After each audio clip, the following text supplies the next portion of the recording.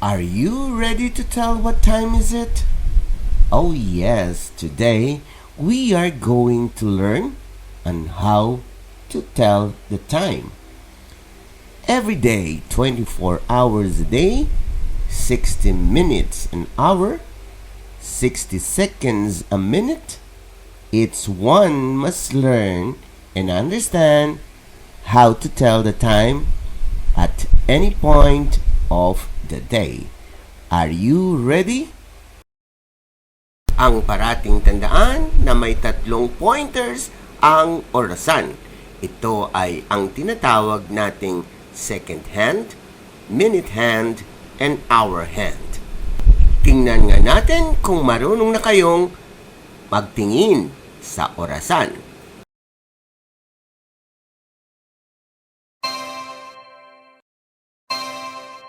Tandaan ang mga sumusunod. Kadalasan ang orasan ay mayroong 2 kamay, subalit may mga orasan na kasali na rin ang pangatlong kamay. Ang una nating tatalakayin ay ang mahaba pero manipis na kamay. Ang tawag dito ay second hand. Ito ay tumutukoy sa segundo o seconds. Ito ay umiikot at bawat ikot nito ay katumbas ng 1 minuto o 1 minute.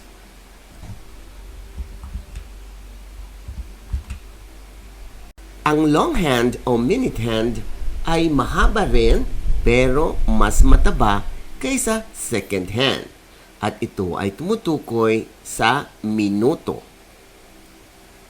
Ang pangatlong kamay ay maikse at ito ay tumutukoy naman sa oras.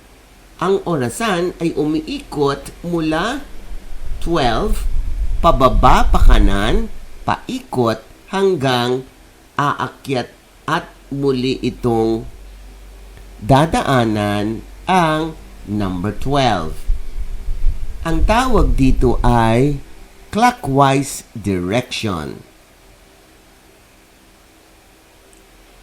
Sa unang ikot ng second hand ay mayroong 60 seconds at katumbas nito ay ang 1 minuto. Sa buong ikot ng minute hand, katumbas nito ay 1 oras. Ang 24 hours ay katumbas ng 1 araw.